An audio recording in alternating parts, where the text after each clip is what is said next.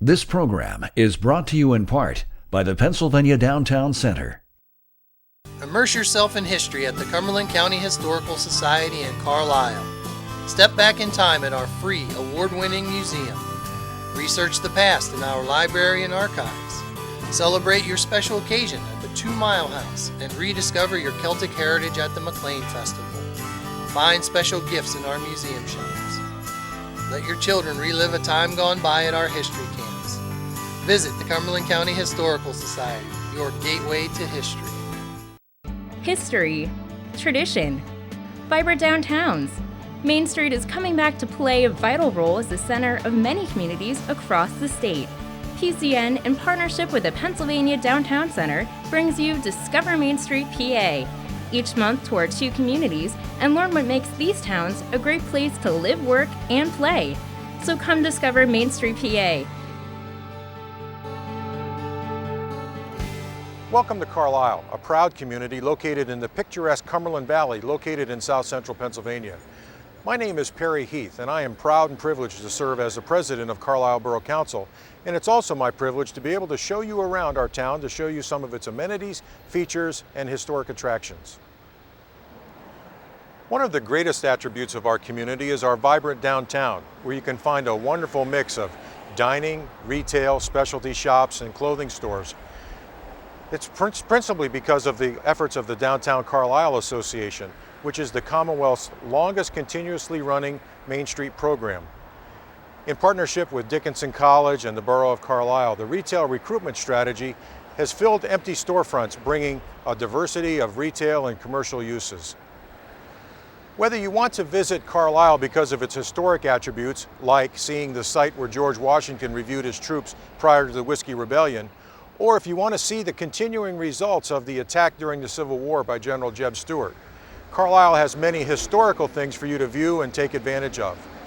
At the same time, Carlisle is home to many famous international institutions, including Dickinson College, the Penn State Dickinson School of Law, the U.S. Army War College at Carlisle Barracks, and of course the U.S. Army Heritage Education Center, which is one of our newest and most prolific attractions. For the next few minutes, sit and relax and enjoy the amenities and sights and sounds of Carlisle as we walk around and show you what it is that we have to offer. Hi, I'm Leslie Sterner. I'm the Executive Director at the Carlisle Regional Performing Arts Center, which is more commonly known as the Carlisle Theater. The Carlisle Theater was originally built in 1939 as a movie house. It showed silent movies, it showed all kinds of films. Its claim to fame at the time was the Art Deco style architecture and decorating, but even more than that, at that point in time, it was the first and only air-conditioned building in Carlisle, so it made it very popular during the summer months. The building was used fully and actively up until the 1980s. Showing films on a regular basis, actually continuous films during the day, and oftentimes to packed houses. But in the early 80s, when the Cineplexes opened up, we lost a lot of business, and we actually had to close the theater. It was closed for a couple years until a group of local citizens decided that it was too valuable space, too valuable history, to close, and so they got together and started working on the renovations. Hired an architect firm to get guidance, received grants and many donations, and we had a lot of volunteers that donated their time and their businesses that donated time as well as materials, and worked tirelessly to open it up. One of the first things that they had to do was repair the roof. The roof was so badly damaged that there was a tree actually growing in the center of the auditorium. So of course that had to be repaired. The Art Deco style that we have here in the theater was brought back to life. They tried to match the colors as best they could, but the walls were so dirty from the heat system and the years of disrepair that they were having trouble with that, but they tried to match it with the color of the seats, which they did actually have to reupholster. One of the other things that they did was enlarge the stage. Since it was originally a film theater, and we are now a performing arts center, we wanted to have the stage large enough that we could have live theater. We have a theater company here, the Carlisle Theater Company, which is community theater, and we do concerts, we do seminars, we even have weddings and receptions here. So we do all kinds of different things. One of the difficulties that we are encountering right now is the change from 35 millimeter film, which we are currently, to digital film. The film companies, some have already stopped and some will stop by the end of the year producing films onto 35 millimeter film. So we have to change to digital, which a lot of the, well, all of the small theaters, well, all theaters, but it's particularly difficult for the smaller downtown theaters like we are, because it's a costly transition. The original estimates that we got were close to $150,000 for that changeover, which is very difficult for a small nonprofit such as the Carlisle Theater. Fortunately, the price has come down a little bit, and we have started a capital campaign to raise funds to do that. Hopefully, we will have the digital available by the middle to the end of this summer. Thank you for visiting us today at the Carlisle Theater. If you'd like more information about our upcoming events, please go to our website, which is www.carlisletheater.org. You can call our box office at 717-258-0666 for all kinds of information, or even stop by and visit us at 40 West High Street in Carlisle, Pennsylvania. Hi, and welcome to the Cumberland County Historical Society in Carlisle, Pennsylvania. My name's Rachel Zook. I'm the museum curator here, and I'll be walking around with you and showing you a few of my favorite objects. One of our most interesting and nationally significant galleries at the Cumberland County Historical Society is this one, relating to the Carlisle Indian School. This is a school that began in 1879. It was started as the first off-reservation Native American boarding school right here in Carlisle, PA. And this is a photo of some of the students. This is a class of the 1890s. The mission of the school was to take Native American children from their homes and teach them to assimilate into the Anglo culture. They learned many different things while they were here, basically English, math, different skills that they wouldn't have had in their former lives. Many of them were also taken into churches and taught Christianity, and also different trades. Some of them learned blacksmithing, carpentry, and also some of the Native American arts that might have been lost from their own lives were retaught at the school by one of their Native American staff, Angel Decora. Here we are in the Industry Gallery, and I have a bit of a guessing game in this case over here. In the back you can see a board with a mustard can nailed to it, and there's a little ceramic teacup that sits in front. What is this? Well, this is an early telephone. This was developed by Daniel Drawball, who was our Edison of the Cumberland Valley. He developed the telephone and many different patents for its improvement, but he was not the inventor of the telephone. He got in a patent dispute with Alexander Graham Bell.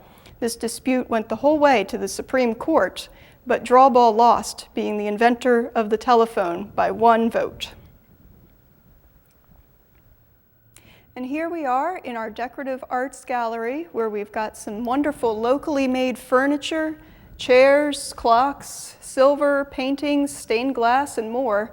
There's so much to see here, and besides the museum, we also have a very extensive library and archives, and a great photo collection with nearly 1 million photographs of the local area. Be sure to visit our shop, History on High, while you're here. It also contains the Visitor Center for the Cumberland Valley.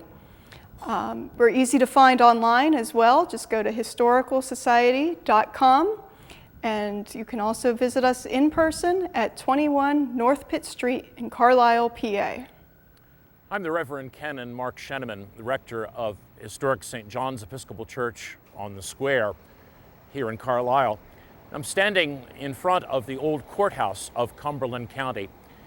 On the evening of July the 1st, 1863, certainly the most dramatic moment in the history, the long history of this town, Confederate Army shelled Carlisle, commanded by General Jeb Stuart. This was the cavalry division of Robert E. Lee's army. They demanded surrender of the town, which was denied by the Union commander, General William Baldy Smith. Most famously, his retort to the Confederate demand was, "Shell away and be damned." Well, they did. Over the next 7 hours, about 140 shells, and you see some of the evidence of the scarring all around town, including here on the column of the old courthouse. The Confederate Army was called back to where the Battle of Gettysburg had already begun late in the evening, and Carlisle was spared further damage.